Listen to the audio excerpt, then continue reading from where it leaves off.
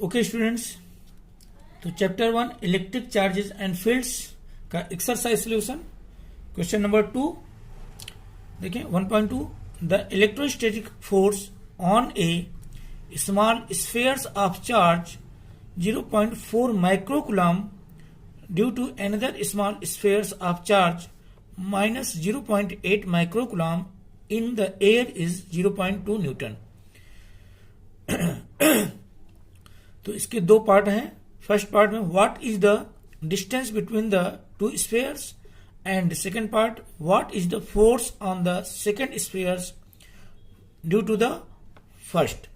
Okay students, देखो यहां पर दो चार्ज गिवन है, एक 0.4 माइक्रोकूलम है और सेकेंड है माइनस 0.8 माइक्रोकूलम। ठीक है, तो इनके बीच जो फोर्स लग रहा है 0.2 न्यूटन का, तो हमें फर्स्ट पार्ट में फाइंड आउट करना है कि ये दो चार्ज कितने दूरी पर रखे गए हैं।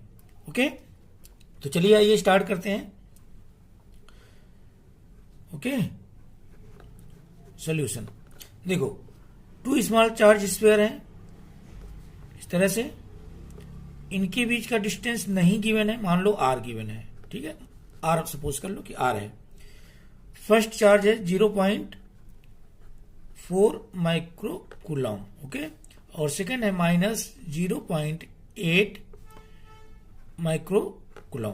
इनके बीच फोर्स लग रहा है 0.2 न्यूटन का। तो देख पहले राइट कर लेते हैं गिवन क्या है। देखो फर्स्ट चार्ज Q1 0.4 माइक्रोकूलम। ठीक है, देखो माइक्रोकूलम को हम राइट कर सकते हैं 0.4 इंटू म्यू को 10⁻⁻⁶ राइट करते हैं। ठीक है, इतना कूलम। और इसी तरह से सेकंड चार्ज Q2 कितना है, माइनस 0.8 माइक्रोकूलम। इसे राइट कर लेंगे माइनस 0.8 म्यू की वैल्यू हो जाएगी 10⁻⁻⁶ कूलम। ठीक है, और दोनों के बीच जो फोर्स लग रहा है, फोर्स गिवन है F equal to 0.2 newton. Clear, इतनी बात समझ में आ गई। अब आप जानते हो कि अगर दो charge Q1 Q2 r distance पे रखे हों तो उनके बीच जो फोर्स लगता है according to coulomb's law, F equal to formula क्या होता है, K Q1 Q2 divided by R square. Okay, ये फॉर्मूला होता है ना।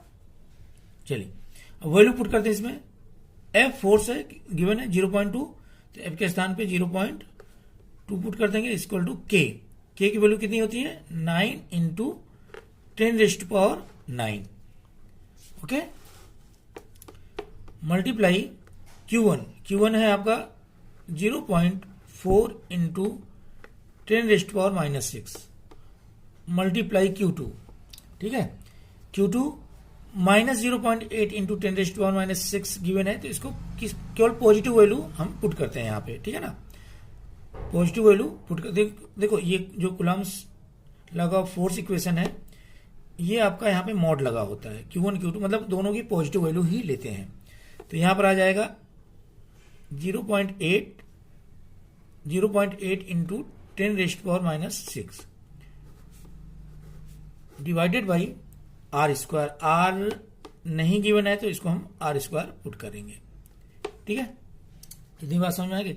अब देखो 0.2 यहाँ पर आर स्क्वायर, तो इसको हम राइट कर सकते हैं इस तरह से, आर स्क्वायर इक्वल टू 0.2 को डिनोमिनेटर में ले आओ। ठीक है, तो 9 into 10⁻⁹ multiply 0.4 into 10⁻⁻⁶ multiply 0.8 into 10⁻⁻⁶ divided by 0.2। Okay, देखो 0.2 से 0.4 को आप डिवाइड करोगे तो कितना आ जाएगा, 2 आ जाएगा। 2 2 जा 4, पॉइंट से पॉइंट कट जाएगा, 4/2, 2 से 4 को डिवाइड करोगे 2 आ जाएगा। दिस इक्वल टू यहां पर आ जाएगा 9 मल्टीप्लाई 2 इंटू 0.8, तो 0.8 का 2 के साथ मल्टीप्लाई करोगे तो आ जाएगा 1.6, 8 2 जा 16। ठीक है, मल्टीप्लाई 10⁻, अब देखो पावर क्या हो जाएंगे, ऐड हो जाते हैं, 10⁻⁹, 10⁻⁻⁶ और 10⁻⁻⁶ है ना, तो ये हो जाएगा 10⁻⁹ -6 -6। ओके, तो 16 का 9 में मल्टीप्लाई कर दें, 16 9 या 144 पॉइंट है तो पॉइंट यहां पर लगा दें, इनटू 10⁻9 -6 3 आ जाएगा, 3 - 6 -3। ओके, अब इसको हम राइट इस तरह कर सकते हैं, यहां से पॉइंट हटाएं तो 144, ठीक है, हो जाएगा। पॉइंट हटा दिया तो पॉइंट यहां से हटाया तो क्या होगा कि इस पे एक पावर माइनस हो जाएगा, तो यहां पर आ जाएगा 10⁻⁻4। ओके, 10 वही यहां से पॉइंट हटाओगे, पॉइंट को हम क्या करें, राइट साइड में ले जाते हैं तो एक पावर रिड्यूस होगा, दैट -3 -1 तो -4 आ जाएगा। ठीक है, ये आपका आ गया R स्क्वायर इक्वल टू, ठीक है, तो R इक्वल टू क्या आ जाएगा, R equal to √144 multiply 10⁻⁻4। Clear है, दिस इक्वल टू, इसको आप राइट कर सकते हो रूट में, 144 होता है 12 का स्क्वायर, ठीक है, मल्टीप्लाई 10⁻⁻4 को राइट कर सकते हो 10⁻⁻2। इस तरह से इस पूरे पे हमने स्क्वायर लगा दिया, ठीक है भाई। 12 इंटू 10⁻⁻2 का होल स्क्वायर, जब हटाओगे तो 12 का स्क्वायर 44 और 10⁻⁻2 का पावर मल्टीप्लाई होता है 10⁻⁻4, यही आ जाएगा।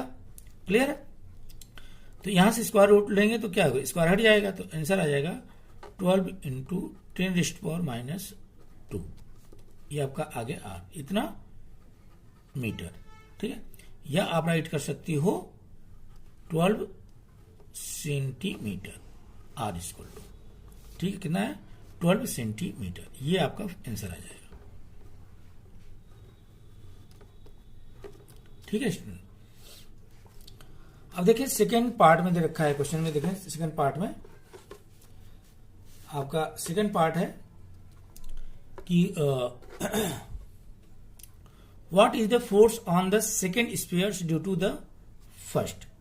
अब देखो फर्स्ट के कारण सेकेंड पे फोर्स कितना होगा, तो according to Newton's third law same जो फर्स्ट पे फोर्स होगा वही सेकेंड पे फोर्स होगा।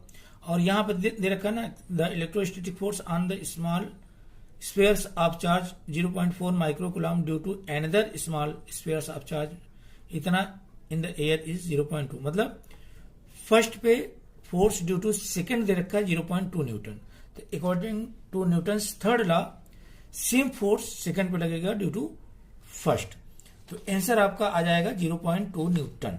ठीक है, तो यहां पर देखें सेकेंड बी पार्ट में आपका आ जाएगा, बी पार्ट में कितना फोर्स लगेगा 0.2 न्यूटन, यही आंसर आ जाएगा।